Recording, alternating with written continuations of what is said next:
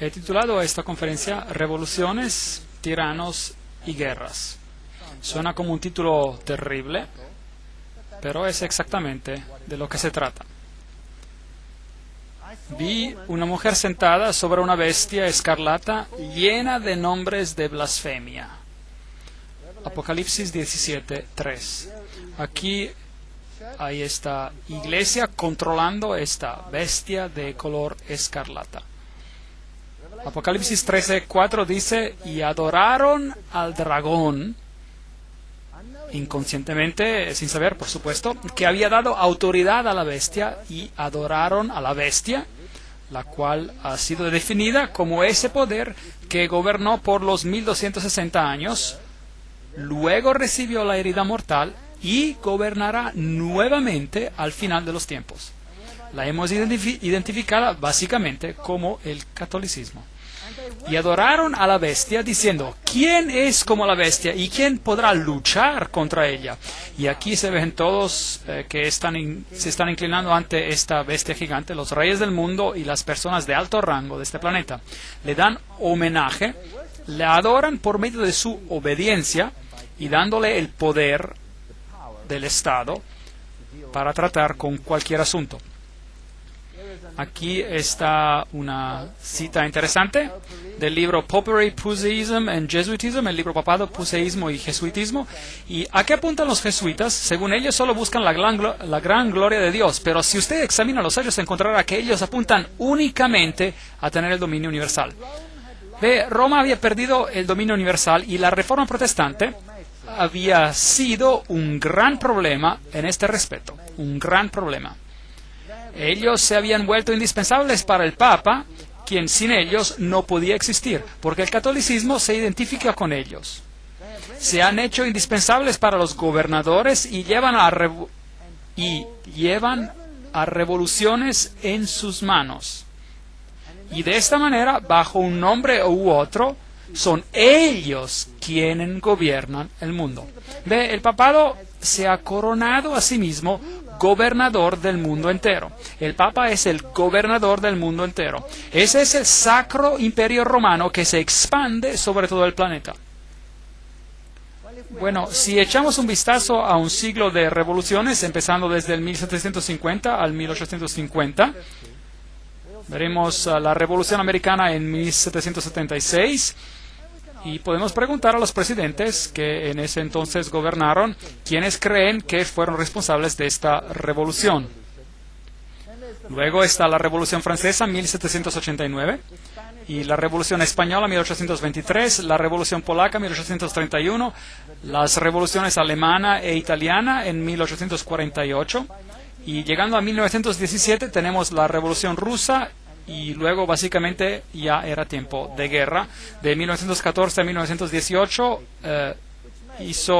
que de hecho hizo la Revolución Rusa posible, y luego la Segunda Guerra Mundial de 1939 a 1945. Eso es mucho conflicto en este planeta. ¿Cuánta sangre se ha derramado en este planeta como consecuencia de estas revoluciones? ¿Y por qué? Porque un poder quería el control absoluto. Y la Biblia dice que el dragón le dio su poder para que todos sean sujetos a ese poder y a ningún otro. Bueno, miremos a esta cronología breve. En 1717 estamos tratando con este periodo de tiempo de terribles conflagraciones en este planeta. La Gran Logia Masónica de Inglaterra fue fundada. Inglaterra era una espina en la carne, era una nación protestante, así que la Gran Logia Masónica es fundada para infiltrar a este poder. 1721, la primera logia masónica fue fundada en Francia. 1731, Benjamin Franklin fue iniciado como un framasón, Benjamin Franklin. 1738, la Iglesia Católica Romana condena la masonería. Ahora, esa es una movida brillante. Eso se llama pensamiento dialéctico. Usted crea una organización, la prohíbe, miembros suyos pertenecen a la organización, pero el público al exterior ve que usted se ha distanciado y ya no puede ser su culpa. ¿Ve cuán astuto es? Mientras en el Vaticano todas las logias permanecieron y todos los cardenales eran miembros de ellas, pero no los Goya, los no iniciados. Tenía que ser un ejército protestante bajo el control de la orden jesuita.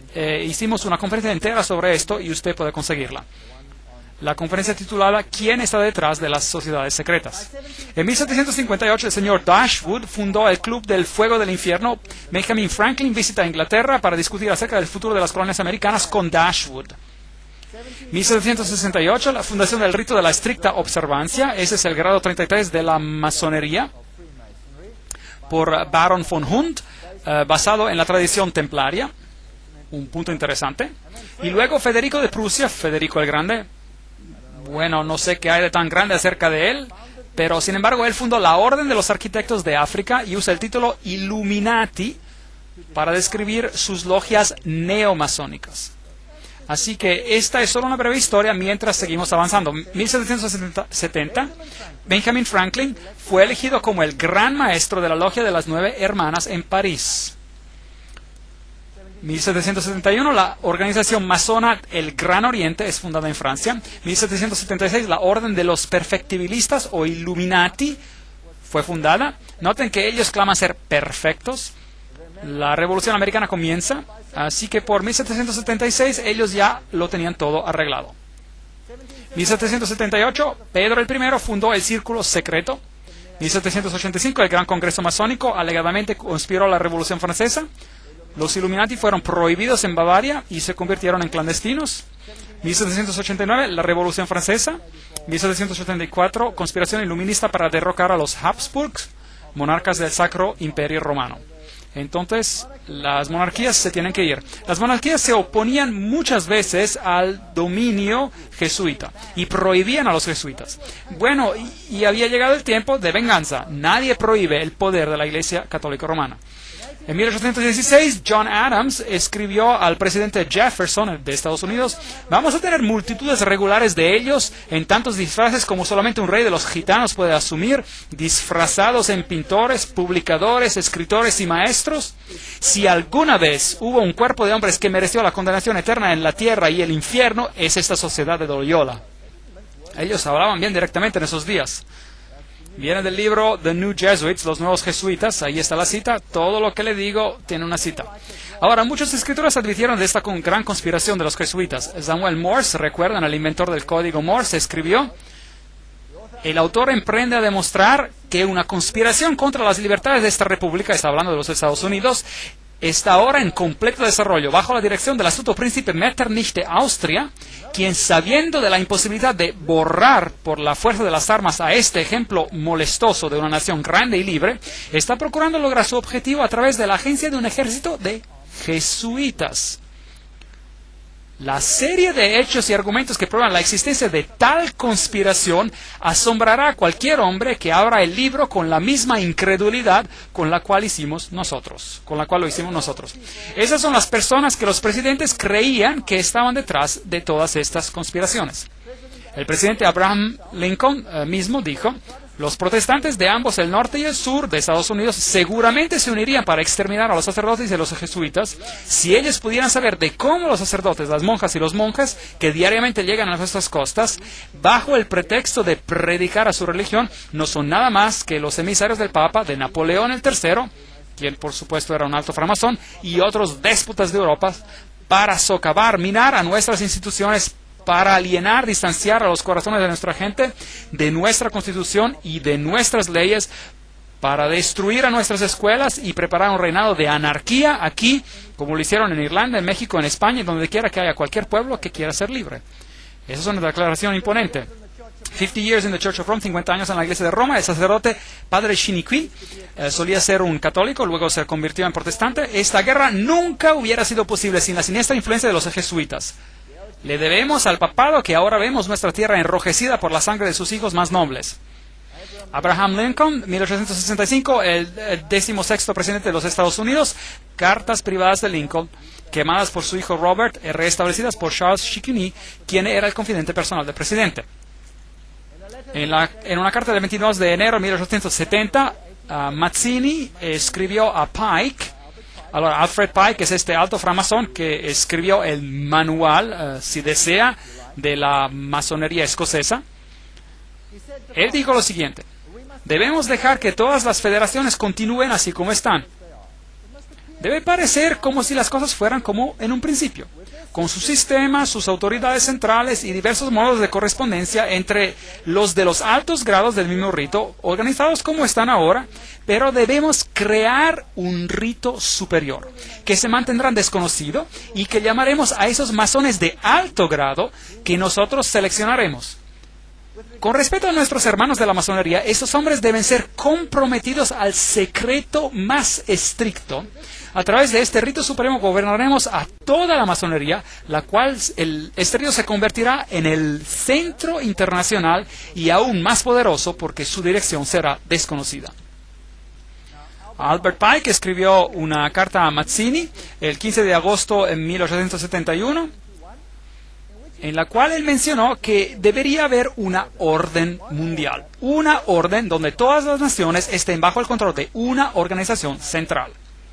Y para poder lograr esto, planearon, y existen numerosas citas sobre esto, así que puse un número en la pantalla porque alguien dirá: no confío en esto, no confío en eso, no confío en el otro. Hay referencias allí, hay referencias aquí arriba, hay otras referencias en las otras diapositivas, así que esto viene de fuentes diferentes. Él dijo, y a propósito, esto estaba expuesto en el Museo Británico y podía ser visto allí hasta que lo sacaron. La Primera Guerra Mundial, para derrocar el poder de los zars en Rusia, el protector de la ortodoxia, de la Iglesia Ortodoxa, y provocar un Estado ateísta comunista. ¿Ocurrió eso? Sí. Ahora, eso fue escrito mucho antes de este evento. Mucho antes de este evento. Esto fue escrito en 1871. Esta guerra ocurrió en 1914. La Segunda Guerra Mundial. Eso también fue escrito mucho antes del evento, para originar entre Gran Bretaña y Alemania, para fortalecer el comunismo como antítesis a la cultura judío-cristiana y provocar un Estado sionista en Israel. ¿Alcanzaron este objetivo? Sí. De hecho, después de esta guerra, Israel en su forma presente fue restablecido bajo la protección de Gran Bretaña. Y luego, bien interesante, una tercera guerra mundial, una guerra del Medio Oriente, involucrando el judaísmo y el islam y esparciéndose a nivel internacional. Eso es fascinante. ¿Está esto en marcha? ¿Qué creen? Ciertamente suena como de que todo sigue según los planes. Otra cita. En caso de que no les guste esa cita, Mazzini con Pike desarrollaron un plan para 3 guerras mundiales para que finalmente cada nación estuviera dispuesta a rendir su soberanía nacional a un gobierno mundial. La Primera Guerra Mundial tenía que terminar con el régimen zarista en Rusia, y la Segunda Guerra Mundial era para permitir que la Unión Soviética controle a Europa, y la Tercera Guerra Mundial era para llevarse a cabo en el Medio Oriente entre los musulmanes y los judíos y resultaría en el Armagedón. Interesante. Ahora, ¿cómo lo iban a hacer? Leamos lo que Albert Pike escribió acerca de estas guerras y cómo ellas serán desencadenadas.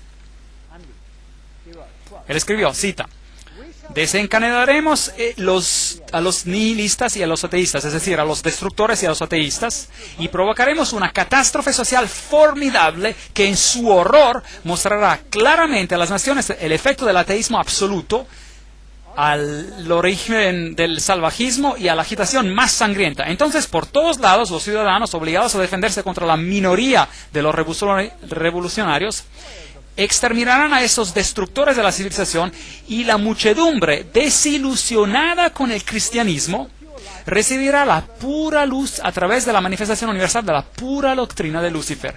La destrucción del cristianismo y del ateísmo, ambos conquistados y exterminados al mismo tiempo. ¡Qué plan ingenioso! Así que usted frota fricción a los dos sistemas que usted crea, uno en contra del otro. Usted crea el ateísmo como una antítesis a la cultura judío-cristiana. Tiene esos dos que chocan hasta que se consumen. Y como conclusión de este proceso, usted conseguirá una nueva orden mundial donde hay una nueva religión, la cual es mucho más exotérica, que en efecto honra a Satanás. ¿No es este un plan bien ingenioso? Bueno, es muy exitoso. Es por eso que Ordo ab Chao es el lema,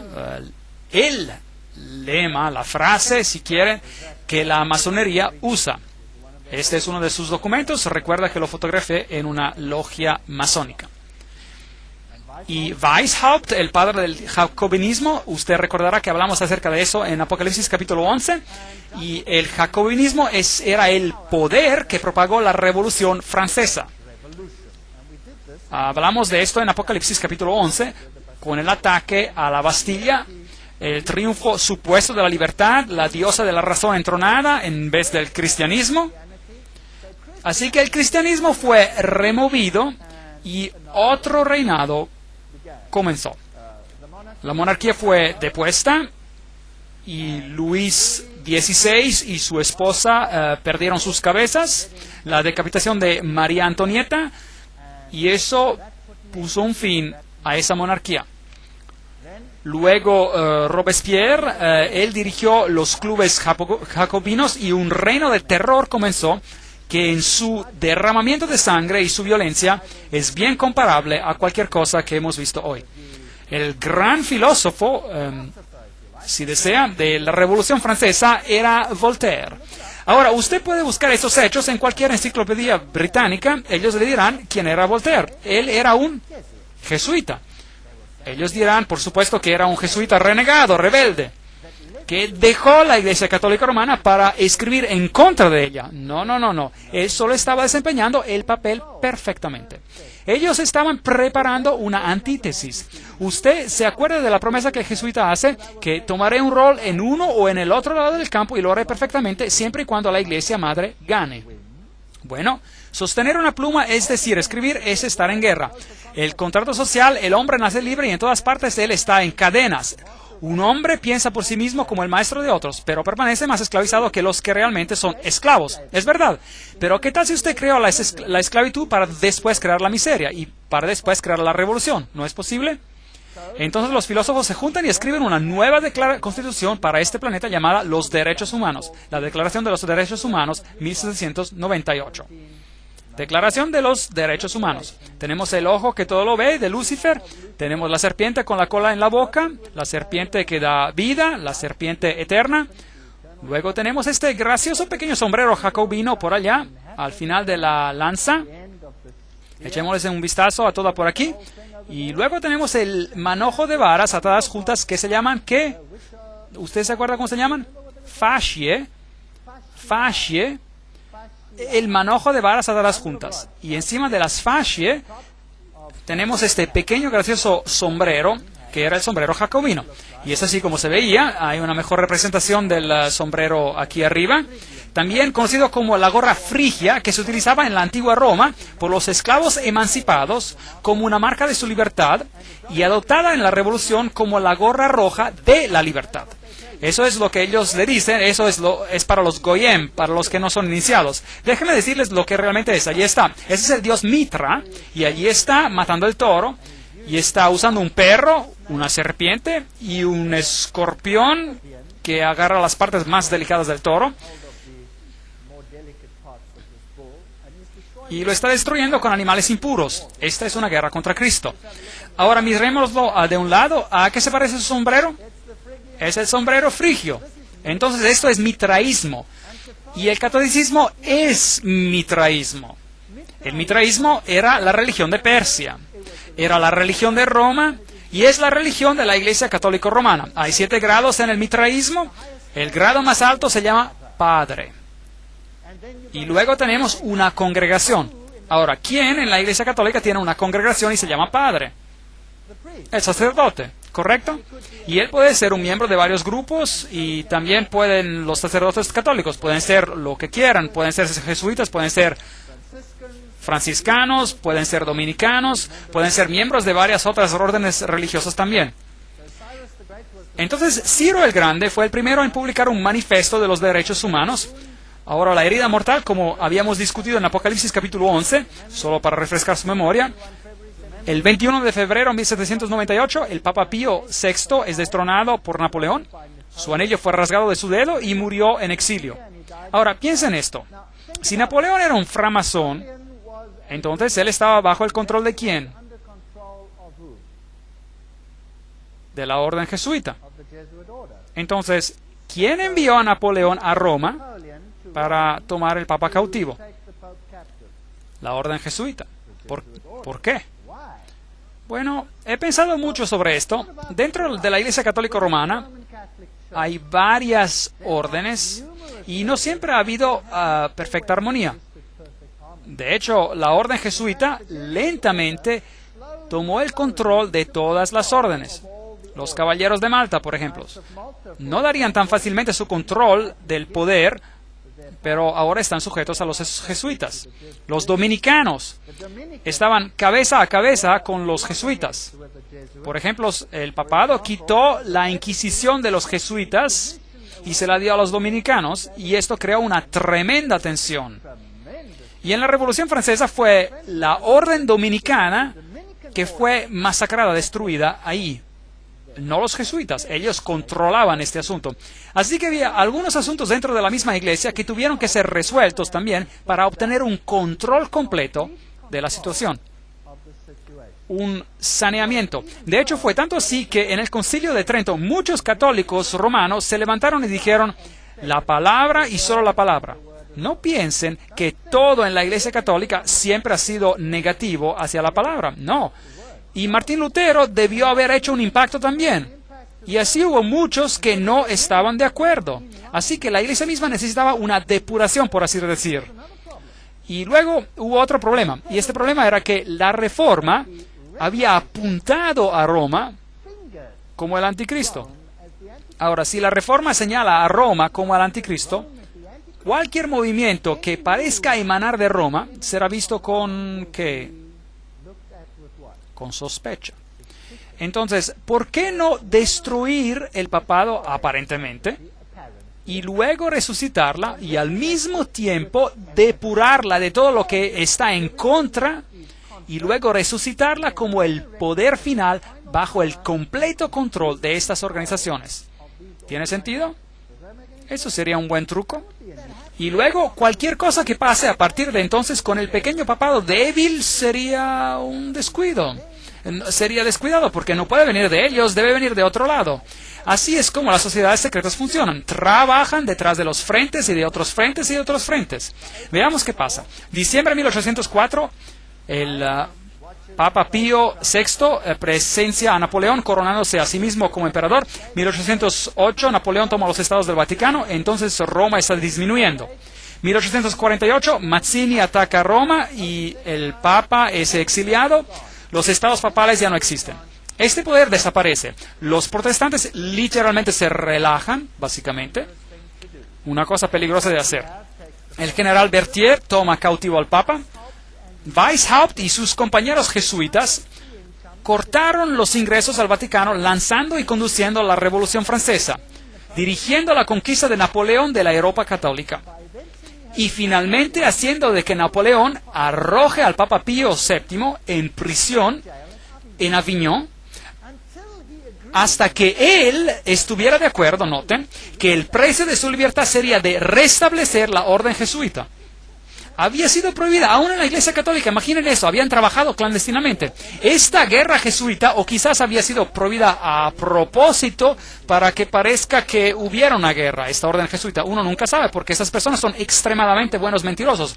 Pero esta es la historia, eso es lo que pasó. Esta guerra jesuita en el Vaticano fue terminada por el Congreso de Viena y por el Tratado de Verona secreto en 1822. Ahí está la cita, todos los que les digo tienen una cita, no estoy inventando nada. Después de que el Papa Pío fue liberado de la prisión de Napoleón, él formalmente restauró la orden jesuita con una bula papal. Una bula es la declaración más fuerte que un papa puede publicar.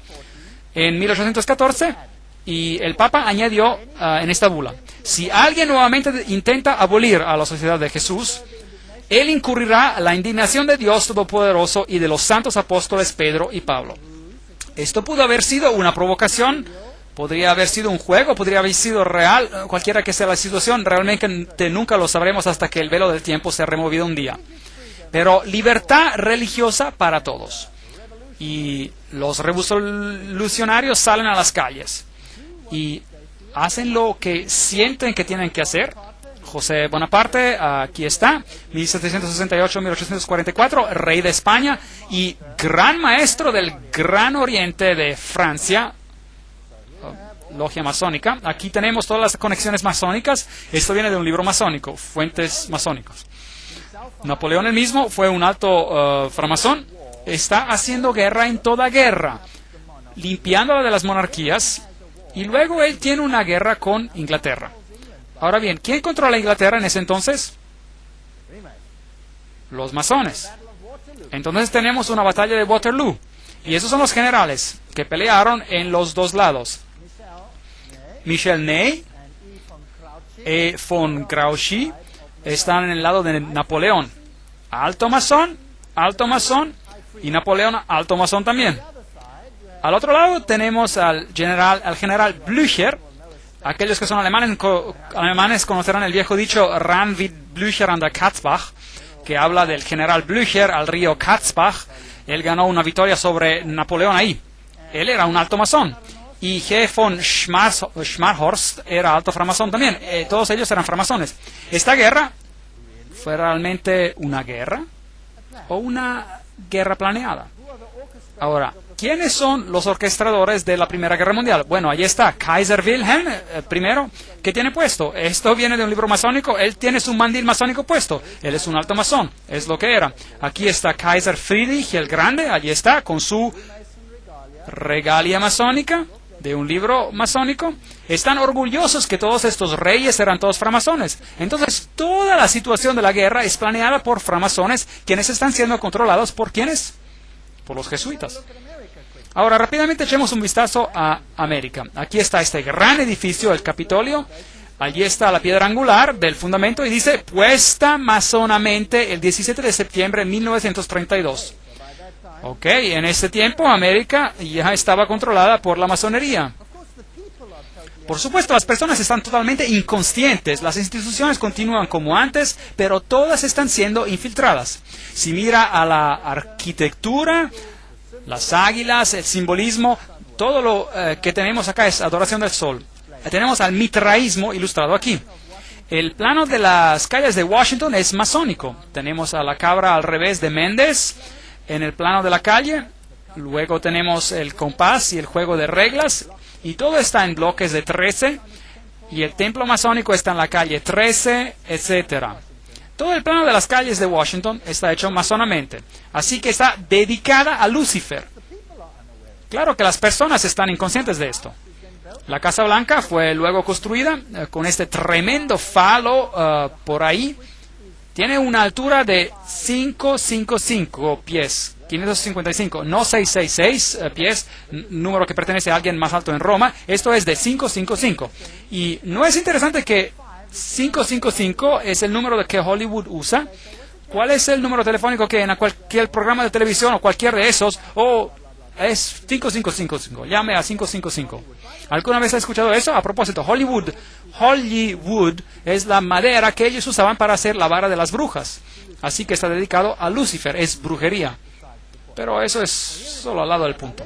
Aquí está el falo. ¿Quién puso estas fundaciones? Los masones. Entonces preguntémosles lo que significa. Aquí está la enciclopedia de la masonería. No puede conseguir una fuente mejor que esta. Los obeliscos fueron originalmente erigidos en el honor al dios Sol. Esa conexión viene de la adoración egipcia del falo. Entonces allí está algo, masculino. Ya saben qué es, en la Casa Blanca. No necesitamos seguir leyendo. Está dedicado a los dioses Osiris y Isis. Y, esa es la escultura que está ahí. La estructura militar es un pentágono, que es el centro elevado del pentagrama, en el cual, por ejemplo, 13 brujas se ponen de pie, 12 alrededor de una para propagar la maldición. Entonces esto es también una estructura de la brujería. Es solo un edificio, pero tiene ciertas connotaciones. Luego Francia, el país que publicó la nueva filosofía para el Nuevo Mundo, envía un obsequio a los Estados Unidos, la Estatua de la Libertad. Preguntemos a la UNESCO qué significa. UNESCO dice, los 7 rayos emanados de la aureola de Mitra, allí está el dios Mitra, simboliza su triunfo sobre las fuerzas de la oscuridad. Ahora usted debe entender que Lucifer dice que Miguel y sus ángeles representan las fuerzas de la oscuridad, que Jehová es el diablo. ¿No es eso terrible? ¿Se recuerdan de eso? Lo estudiamos. Y aquí la UNESCO nos dice que la cabeza de la Estatua de la Libertad es adornada con los 7 rayos de Mitra. La antorcha que ella sostiene es el símbolo del sol. Esta es la antorcha de Lucifer, pues. Porque no importa si Lucifer es masculino o femenino, él es androgénito en su historia. Aquí está la piedra de la fundación. En este sitio, en el 5 de agosto de 1884, la piedra angular del pedestal de la Estatua de la Libertad iluminando al mundo. Esa es iluminación. Fue puesta con la ceremonia por William A. Brodie, el gran maestro de los masones. Así que ahí está la señal masónica ahí, y que la Estatua de la Libertad es masónica, pues. Todo parecerá ser masónico a medida que continuemos. Texe Mars escribe, elevándose sobre las brillantes pero contaminadas aguas, ella sostiene en su brazo extendido una antorcha de fuego y luz, un obsequio de la orden masónica, los herederos modernos de la herencia de los Illuminati. La Estatua de la Libertad fue esculpida por Frédéric Bartholdi, un miembro de la logia masónica de Alsace-Lorraine en París, Francia. La estatua es importante para las sociedades secretas que complotan la nueva orden mundial. Ahí está. Bueno, en 1854 el Papa Pío IX proclama la Inmaculada Concepción de la Virgen María. Ahora, María siempre ha estado allí en el catolicismo romano, pero ahora María es puesta en el mismísimo centro y es legitimada como la Madre de Dios y como una entidad en el cielo. En 1869, Pío cita el Primer Concilio Vaticano. En 1870, el dogma de la infalibilidad papal es publicado. Ahora tenemos otro Dios en la tierra. Y el ultramontanismo triunfa. Los jesuitas se aseguran de que todo el poder es concentrado en un hombre. ¿Qué pasa entonces? 1917, la Revolución Rusa. Y tenemos este interesante mensaje de Fátima. Hay una conexión con el Islam aquí, pero olvídenselo, regresaremos a eso en la siguiente conferencia. Rusia será convertida, el Santo Padre consagrará a Rusia a mí. Y luego hubo una visión del infierno, y la tercera visión era que el Papa en ese tiempo actual, Juan Pablo II, recibiría un atentado de muerte, lo cual ocurrió. Ahora, no es muy difícil, si usted ha planeado todas esas cosas desde el principio, de decir lo que pasará. ¿Ve? No es muy difícil. Ahora, veamos a los paralelos entre la Revolución Francesa de los Jesuitas y la Revolución Rusa. Ellos son los siguientes. Ambas revoluciones estaban basadas en las escrituras comunistas de los francmasones Voltaire y Marx. Los jesuitas perfeccionaron el comunismo en sus reducciones, misiones en Paraguay. Entonces, en Paraguay probaron si esto funcionaría o no y lo perfeccionaron ahí. Ambas revoluciones saquearon a las iglesias del Estado. Ambas revoluciones terminaron con las monarquías. Ambas dinastías, la de los Borbones y la de los Romanov, habían expulsado a los jesuitas. Ambas fueron quitadas, no iban a arriesgarse otra vez. Ambas revoluciones produjeron repúblicas en forma, pero absolutas monarquías en poder, controladas detrás de las escenas por las personas quienes estaban ahora en control. Ambas revoluciones declararon el ateísmo como la religión del Estado.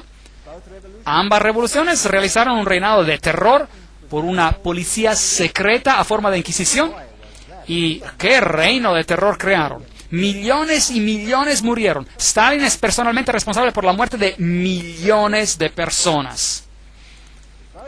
Ambas revoluciones resultaron en dictadores militares responsables por la eliminación de los disidentes. Exactamente el mismo patrón. Si ha funcionado una vez, ¿por qué no usarlo otra vez? Las lecciones aprendidas en estas repúblicas platónicas, allí en Paraguay, proporcionaron la base para el manifiesto comunista de Marx, por la cual cada nación en la tierra sería reducida a una reducción guaraní, de tal modo destruyendo las clases medias de los protestantes blancos y al mismo tiempo restaurar el feudalismo comunal de las edades oscuras del imperio de los papas. Esta es una cita. Bueno, es un poco cortante, pero más o menos nos da un resumen de los hechos. Entonces, Karl Marx, en el 1844, escribió el Manifiesto Comunista. Es la fecha cuando lo escribió y fue publicado en 1848. 1928, el nuncio papal en Alemania conduce el poderoso partido católico de centro a la extrema derecha y ayuda a elevar súbitamente a Hitler al poder. Ahora, ¿quién es Adolf Hitler? 1929, Pío IX disuelve el Partido Católico, ya ha hecho su trabajo, y las personas han sido preparadas para votar. Y en el mismo año se corona a él mismo como gobernador soberano del mundo. ¡Qué arrogancia! Ahora el Papa es gobernador soberano del mundo. En el mismo año él firma los documentos. Ahora un gobernador tiene que tener un país y él consigue su estado papal de regreso, el estado más pequeño del mundo. Y ahora el papado cualifica nuevamente como una entidad política. Ahora, había muerto, ya no era una entidad política, así que la bestia fue mortalmente herida y ahora recibe nuevamente su poder y califica como una bestia nuevamente, su herida fue sanada, ¿no es correcto? Y es por eso que la crónica de San Francisco, casi citando la Biblia, dice que mientras ellos firmaron este documento, la herida fue sanada, se ve aquí en este cuadro. Ahora estamos listos para la guerra. 1934. En Yugoslavia se forma una organización llamada los Ustashi. ¡Qué organización repugnante! Se fundaron y asesinan al rey Alexander de Yugoslavia. Ahora los Ustashi eran una organización militar con las características básicamente de los nazis y masacraron a los serbios. A los serbos, masacraron a la gente ortodoxa y los forzaron a convertirse católicos o a morir, una de las dos. Y nunca se dice nada acerca de esa tremenda matanza que ocurrió aquí. 1941, Croacia se declara independiente y la matanza comienza. Ese es el hombre que en ese entonces era papa, cardenal secretario del Estado, Eugenio Pacelli. Allí está su familia, todos ellos con conexiones masónicas y, por supuesto, tiene el Banco di Romano a su disposición con dinero de la familia Rothschild. Este hombre tiene características masónicas, sí. Aquí él está. En su elección de su número de cédula era el 13, un número muy importante en la masonería. Allí está en el sello con el triángulo masónico que produjeron. Allí está con la señal masónica, así como Anthony Sayer la tiene ahí a la izquierda. Y algo más, desde entonces, el papado usó el éfod, esa es la pequeña placa sobre el pecho que era también usada por los sumos sacerdotes en Israel. Ahora, preguntemos a Albert G. Mackey, un masón de grado 33, que nos cite lo que significa esto. Él dice, el gran sumo sacerdote del Real Arco de la Masonería desde el 1859 al 1865 en los Estados Unidos declara, en su trabajo estándar, es el aquí arriba, él dice, el sumo sacerdote del Real Arco usa oficialmente el éfod. Entonces, ¿quién es el sumo sacerdote de la masonería? Ahí está, el Papa. Bueno, Pacelli visitó a los Estados Unidos y conversó con este hombre, el presidente F.D. Roosevelt. Ahora, esta es una foto grande de una logia que probablemente nunca hubiera tenido que ser publicada y probablemente están muy enfadados que haya sido publicada, pero muestra a Roosevelt en su completa regalia masónica. Y ahí lo muestra con su fez, un sombrero de felpa en la cabeza, y está recibiendo un apretado de mano masónico. Note el apretado de mano masónico. Y un fez, sombrero interesante. Regresaremos a eso en la siguiente conferencia, que simboliza todo eso, porque están usando esos gorros, estos feces, y asigna a Myron Taylor como un enviado especial al Vaticano. Ahora, veamos a los líderes políticos de la masonería en los Estados Unidos, y solo estoy citando de varias fuentes y también páginas de internet, y habrá diferentes fuentes aquí, así que ustedes pueden examinarlas por sí mismos para mostrarles quién está en control en este momento. Veamos, vamos a repasarlos rápidamente y vamos a ver a qué grados ellos son. Bill Clinton, de grado 33, Newt Gingrich, grado 33, Bob Dole, grado 33, Jack Kemp, grado 33, Storm Thurmond, grado 33, Colin Powell, grado 33, Jesse Helms, grado 33, Barry Goldwater, grado 33, Al Gore, posiblemente grado 33. Luego otros más, James Monroe, Andrew Johnson, James Garfield, McKinley, Roosevelt, William Taft, Franklin Roosevelt, Harding, Lyndon Johnson, Gerald Ford, Ronald Reagan, George Bush, todos ellos, Yitzhak Rabin, Yasser Arafat, Príncipe Philip Duca de Kent y muchos más. Aquí hay otra fuente, Saddam Hussein, qué interesante, tendremos que regresar a él, francmasón de grado 33. Tony Blair, de grado 33. Gerhard Schröder, primer ministro de Alemania, de grado 33. Benjamin Netanyahu, grado 33. Yasser Arafat, grado 33. Ronald Reagan, Gorbachev, Helmut Kohl, Shimon Peres. Helmut Kohl es también miembro del Comité de los 300. François Mitterrand, 33, era de la Logia del Gran Oriente, por supuesto. Yitzhak Rabin, Willy Brandt, todos esos de los tiempos pasados eran francmasones. Algunos más. Joseph Stalin era de los Illuminati, un miembro de la Logia del Gran Oriente. León Trotsky, de la Logia del Gran Oriente. Kissinger es un miembro del Comité de los 300. J. Edgar Hoover, 33. Cecil John Rhodes, Aleister Crowley. Walt Disney era un francmasón de grado 33. Olof Palme, Al Gore, Tony Blair, Joseph Mengele. Qué interesante. Él era el asesino en masa de los nazis. Él hacía parte de los Illuminatis. Robert McNamara, usted los nombra. Todos ellos están ahí. Billy Graham. Disculpe, continuemos. Colonel John Glenn, Buzz Aldrin, todos los que ve alguna vez han estado en el espacio tienen que ser un francmasón de los grados más elevados. Edgar Mitchell y demás aquí. Hasta Francis Bacon, Lord David Owen, todos los negociadores, Richard Holbrooke. Solo estoy pasando por esta lista. Alan Greenspan, Peter Wallenberger, la reina Elisabetta, la segunda es la reina de los Bilderbergers, Príncipe Philip, la reina Beatriz, ella pertenece al Comité de los 300, Príncipe Bernard de los Netherlands, de los Países Bajos, Comité de los 300, y seguimos, Ted Kennedy, Rockefellers, David Rockefeller, Deng Hui, Barón de Rothschild, Hillary Clinton es la sexta gran dama, es una francmasona muy elevada, muy alta, Albert Pike, por supuesto, ustedes saben, Bertrand Russell, Otto de Habsburg, Weishaupt, hasta en los tiempos pasados. Aquí está Edward Hoover, el presidente Dwight Eisenhower, ahí lo honran con el grado 33, la Gran Cruz, en una ceremonia especial en la Casa Blanca. No tienen vergüenza de nada de esto. Aquí están casi todos los presidentes de los Estados Unidos en la galería presidencial de la logia. La fotografié yo mismo, entré a la logia, entré a la galería presidencial, fotografié cada una de esas, clic, clic, clic, clic, clic, clic, clic, y bueno, ya, lo hice ya. Y me salí.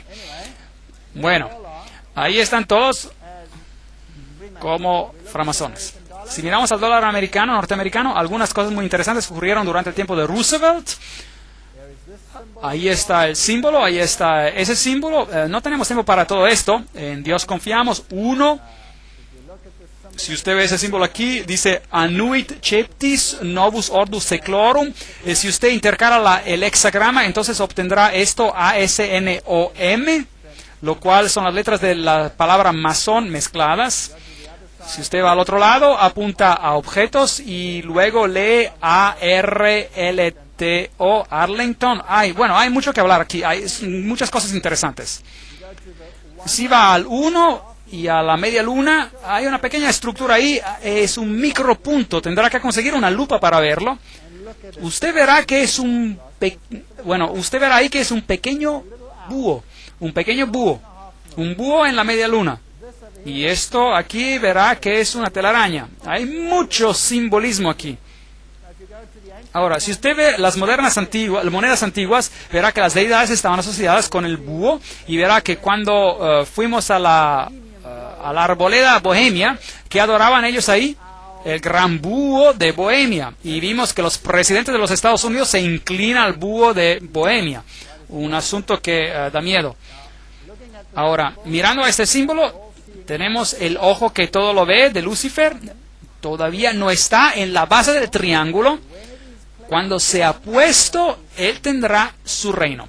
Pero ese es Lucifer, Anui Cheptis, traducido el Dios, Novus Ordus Seclorum, traducido la nueva orden de los siglos o de las edades. Hay 13 niveles ahí. El inferior es la fecha de la fundación de la independencia de los Estados Unidos, pero también es la fundación de los Illuminati.